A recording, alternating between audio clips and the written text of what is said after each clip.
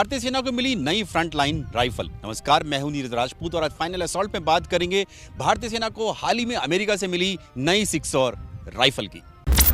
उत्तराखंड के चौबटिया में भारत और उज्बेकिस्तान की सेनाओं के बीच में साझा युद्ध अभ्यास 10 लीग चल रहा है। ये दूसरा संस्करण है दोनों देशों की सेनाओं के बीच में युद्ध अभ्यास का, जिसको 10 लीग नाम दिया जाता है। 10 लीग दरअसल उज्बेक में नाम होता है दोस्ती, मित्रता या फ्रेंडशिप इसको कह सकते हैं। और ये फ्रेंडशिप दिखाती है कि दोनों देशों के बीच में किस तरह के संबंध हैं और सैन्य संबंध किस तरह के हैं। और यहाँ पर जब चौबटिया में हम लोग यहाँ पहुँचे हैं, एबीपी न्यूज़ की टीम पहुँची है, तो दोनों देशों के जो सैनिक हैं वो यहाँ पर फायरिंग ड्रिल कर रहे हैं, फायरिंग प्रैक्टिस कर रहे हैं।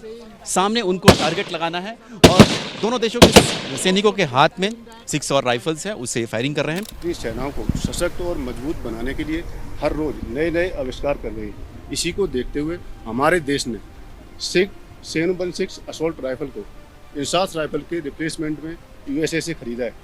यह इंसास राइफल एलएसी, एलओसी और सीआईसीटी के एनवायरनमेंट में काफ़ी कारगर साबित होती है।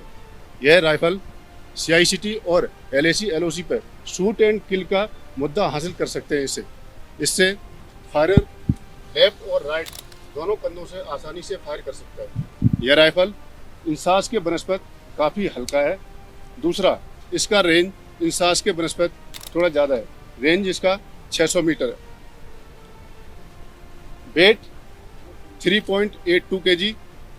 इसमें दोनों साइड चेंज लीवर और मैगजीन कैच की सुविधा दी हुई है।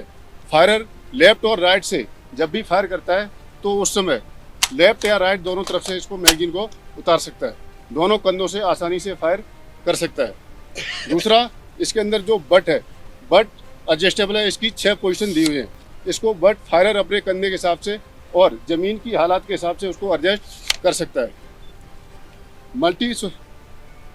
मल्टीपर्पज़ इसके अंदर बैरल है। समय आने पर इसकी बैरल आसानी से चेंज की जा सकती है। दूसरा, यूनिवर्सल प्रिकॉशनरी रेल दी हुई है।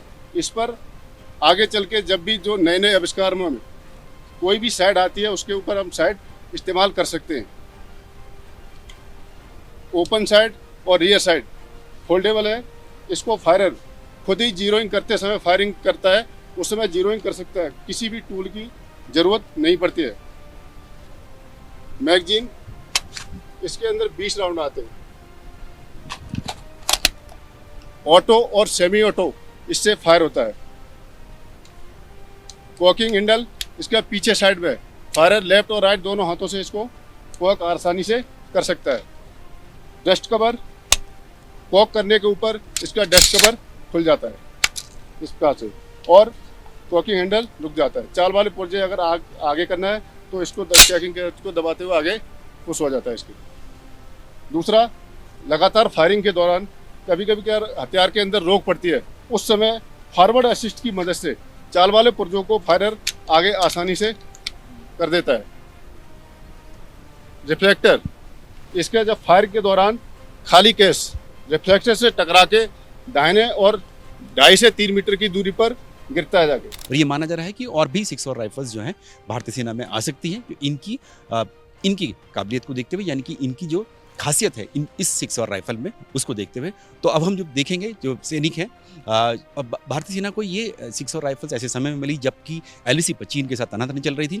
इन जैसी ही ये राइफल्स यहाँ आई, भारत में आई, इनको सबसे पहले नॉर्दर्न कमांड, जिसके अंतर्गत एलओसी आती है, और पूर्वी लद्दाख से सटी हुई जो एलएसी में सैनिक है उनको सबसे पहले दिया गया। और उसके बाद फिर जो वेस्टर्न कमांड, जिसके अंतर्गत ये चौबटिया में जो एक्सरसाइज चल रही है 10 लीग भारत और उज्बेकिस्तान की सेनाओं के बीच में, उस वेस्टर्न कमांड को भी दे दी गई है। वेस्टर्न कमांड दरअसल हिमाचल प्रदेश की से सटी हुई एलएसी देखती है चीन की, और साथ ही जो पंजाब से सटा हुआ जो पाकिस्तान का बॉर्डर है उसकी जिम्मेदारी इस वेस्टर्न कमांड की है, तो उनको भी दे दी गई है। वो यहाँ पर जो 13 कुमाऊं रेजिमेंट यहाँ पर पहुंची है वो इसी वेस्टर्न कमांड के अंतर्गत में आती है, और इसीलिए इन सैनिकों के पास भी ये 6 राइफल्स है। और खास बात यह कि उज्बेकिस्तान के जो सैनिक यहाँ पर आए हैं, जो कंटिजेंट आया है, उनकी टुकड़ी आई है, वो अपने आर्म्स नहीं लेकर आई है, अपने वेपन्स नहीं लेकर आई है, उनको भी ये 6 राइफल्स दी गई है इस युद्ध अभ्यास के दौरान। देश दुनिया की रक्षा सुरक्षा से जुड़ी हुई कोई भी जानकारी या खबर आप मुझसे जानना चाहते हैं तो उसके लिए आपको हमारे इस अनकट यानी फाइनल असॉल्ट के वीडियो के कमेंट बॉक्स में जाकर अपना सवाल पूछना है।